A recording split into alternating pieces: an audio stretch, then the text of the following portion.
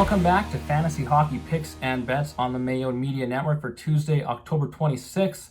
My name is Cecil Peters, and as per usual on a Tuesday, I'll be walking you through the slate. You can find me on Twitter at Cecil Peters or on my website, www.cecilpeters.com. NHL was nice to us this week. They gave us a 7-game slate today. We got a 5-game slate to go through tomorrow. So instead of last week's jumble with 2 games one day, 11 games the next, followed by 3, followed by a massive slate, nice spread out slate, a little less games to get through today. So we're going to go through them starting in New Jersey. We're on a hot streak right now. I've had profit in 6 straight days betting. Hoping not to jinx that by saying that. Regardless, I don't believe in those things anyhow. Should profit more days than I don't. That's been the case this year. We're going to keep it rolling here. Calgary, minus 120 in New Jersey. They are plus 100 at DraftKings Sportsbook. I think this is a pretty bad line. I think New Jersey, despite their 3-1 record, isn't that good of a hockey team. Calgary is much better. I am recording this before the games from the day before, so I don't know how they fared in their game against the Rangers. Regardless, I think Calgary overall is a better team than New Jersey. I'm not for sure betting this game yet, but I do think it's a bad line. Depending on what happens tonight in the game against the Rangers, pending on announcements tomorrow, I do expect Dan Vladar to get the start for the Flames. He's their backup. Played 1 game this season, 1 against Washington, so he should be full of confidence. Probably betting the Flames tomorrow, but I won't lock that in until closer to game time.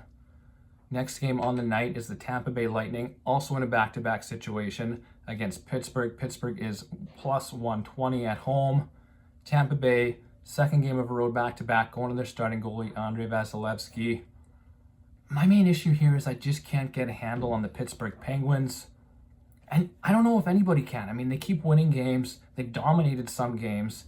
I mean, I'm so bad at betting Pittsburgh Penguins games that I bet the Maple Leafs to beat them last game. They lost 7-1. I bet Jay Gensel to get over 2.5 shots. 7-1 victory. He didn't get a single shot on net. So I don't have a handle for this team at all.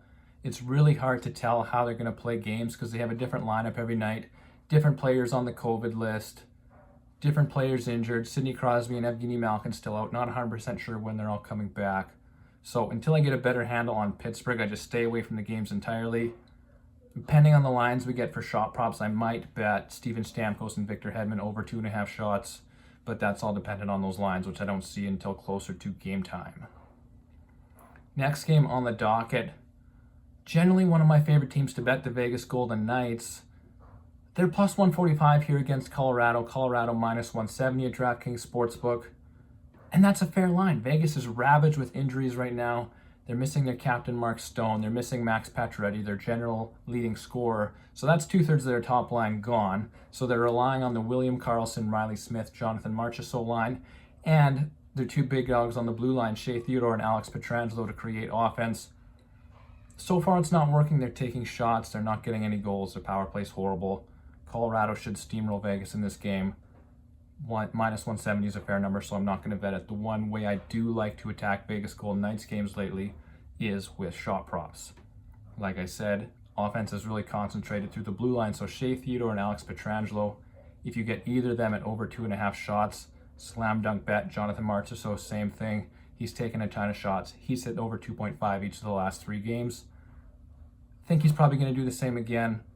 I did have a good sweat out of him last game, so he had 2 shots going into the final minute of play. 30 seconds left. Gets the over for 3 shots. I also had Shea Theodore that night. He actually got his 3rd shot with 1 second left. So that was nice. Every once in a while, the bounces do, in fact, go your way. I know with Vegas, Pietrangelo just missed an open net there to get the 3 shots a couple nights before. So I've had it both ways with Vegas. But for the most part, these guys are hitting over 2.5 shots per game, especially the blue liners. Next game we're going to go to is San Jose, plus 110 in Nashville. Nashville's the home favorite. They're coming off a big win against Minnesota, but I don't think they're a very good hockey team. They're kind of in the middle of a rebuild. They haven't decided if they're full tearing it down or if they want to try to still be good. It just leads to them being a mediocre hockey team. They got Roman Josi, who's a really good player on the blue line. They got a couple decent options at forward, but for the most part, they're not a great team.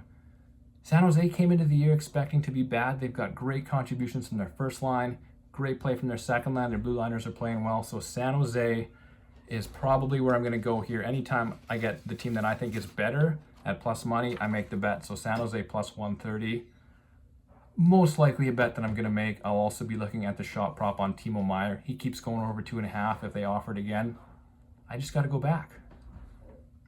Next game, we have the Winnipeg Jets traveling to Anaheim. Winnipeg has some COVID issues. Blake Wheeler for sure missing this game. Mark Scheifele, probably know his status by the time you listen to this. While I'm recording it, I don't know. I'm really looking to pick on the Jets here. That's kind of what I've thought the last couple of games that they played, is I want to pick on them in their next matchup. I just don't feel that their defensive play is as good as it appears. They're scoring goals right now, probably more goals than you'd expect them to get. I think they won 6-5 against the Ducks last time, 6-4 against Nashville, I think it was in their last home game. But I'm really concerned about their defense, and as soon as those pucks stop finding the back of the net, they're going to lose games. Plus 125 for the Ducks, probably not steep enough to entice me. Maybe if it gets to plus 140, plus 150, I'll be in. But I just don't think that that's quite value enough for me to bet the game. Kyle Connor has been a beast for the Jets. He's scoring almost every game. He's clearing 2 shots, no problem. Nikolai Ehlers also clearing 2.5 shots most games. Those are the 2 guys I look for shot props in this one. Next game is another one that I'm definitely going to be betting if the line stays similar to what it is right now. We got the Montreal Canadiens fresh off their first win of the season in Seattle. Seattle just lost their home opener, their first ever home game. I bet against them in that game. I got Vancouver at plus money. Vancouver ended up getting the win. One of my bigger bets of the year, because I just don't think Seattle's that good of a hockey team. And yeah, they had the home ice bump, first home game ever, but it didn't work out. Didn't get them the win. And now they're favorites again at home against Montreal, who admittedly has had a bad start to the year, but they're showing signs of turning it around. So Seattle favored. That's just a horrible line, so I'll bet Montreal as an underdog anytime in this situation. Kind of hoping the number gets a little better, but at minus 105, I'm happy to place the bet. Seattle's just not a very good team. They don't deserve to be a favorite against anybody except for maybe the Arizona Coyotes at this point in their season. Last game of the night.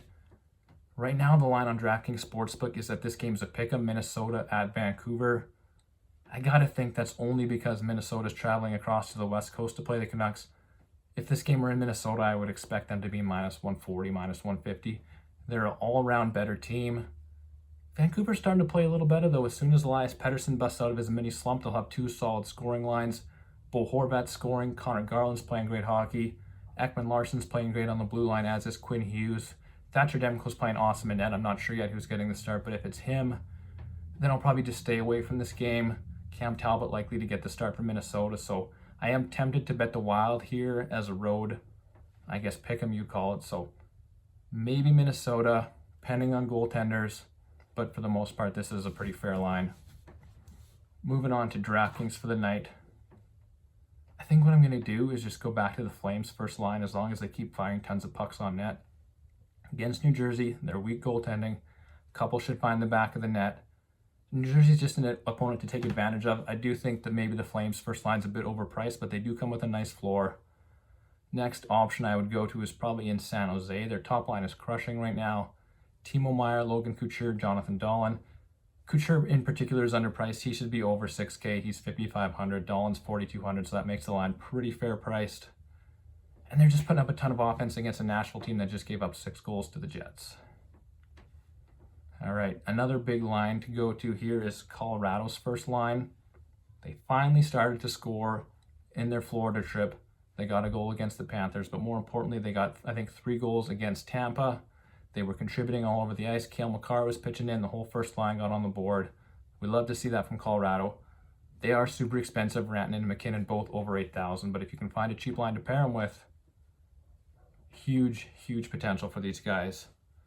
Cheap line, if you want, after they broke out last night, or sorry, not last night, on Saturday night with a few goals, the Montreal Canadiens have kind of 3 even lines.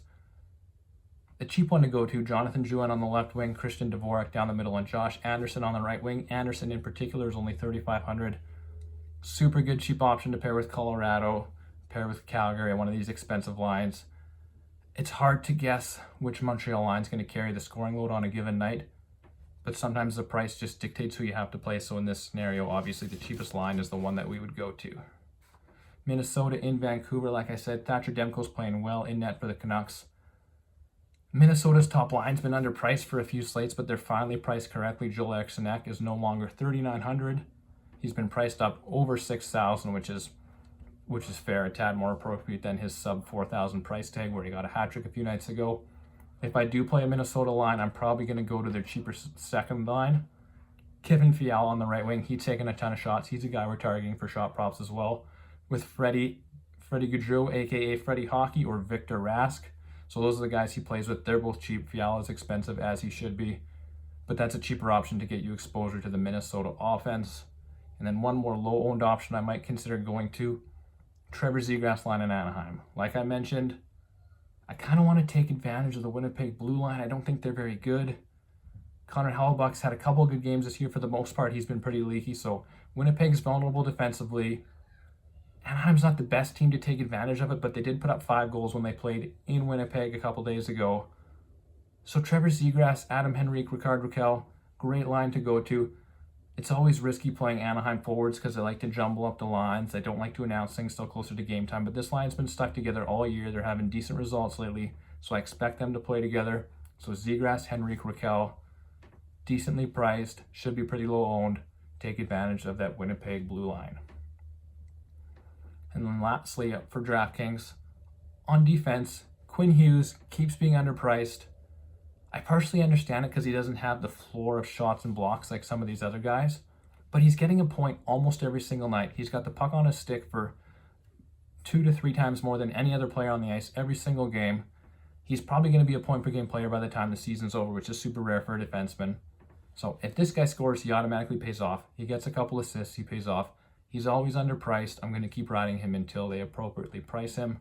Another monster that keeps putting up stats kind of the opposite way of Quinn Hughes is Matt Dumba. So whereas Quinn Hughes is getting points every night, Dumba's getting shots, he's getting blocks, he's hitting his bonuses. He's getting more expensive. They're finally starting to catch up to his price, but he's a great safe play, kind of regardless of price, just because he gets so many shots and blocks.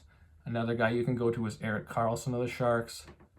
Not getting the massive minutes that he was in his heyday back in Ottawa, but he's starting to put up the offensive numbers that he used to.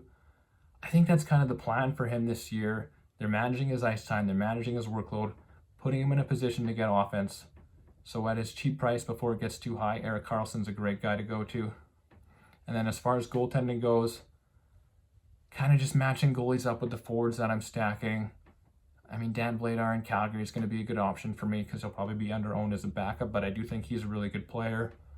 Montreal's goalie, if they go to Jake Allen, I will mention if they don't play Jake Allen, the bet's off. I won't be betting Montreal until they do announce goalies, but if it is Jake Allen, I love that play. Cam Talbot's been playing really nice for Minnesota if you think they win that game. And then as always, the low-owned option, the cheap option that I almost always go to, whichever Anaheim goalie starts, John Gibson, Anthony Stolarz, both are capable of stealing games. Anaheim gives up shots, Winnipeg can take shots. So my number one goalie probably will end up being whoever Anaheim goes with. And as for the key bet of the night before we get out of here, it's really hard to lock that down a day in advance. I'm really liking the Flames and Canadiens. But like I said, without knowing for sure what Montreal is doing with the goaltending, I can't place a bet. If they announce Jake Allen to be the starter, as soon as that happens, I will be placing the bet. They lost to Buffalo when they started their backup, so that makes me a little nervous, so I'm not going to bet them in that scenario. But any other scenario, Montreal over Seattle, will be my bet of the night. As per usual, I send out an email to paying subscribers with all my finalized bets, my DraftKings picks. I send that out a few hours before lock every day. If you want to be a part of that, just send me a message on Twitter and I will let you know how. But that's about it for today's slate. We will see you back at the same time tomorrow to go over Wednesday's games. Thank you.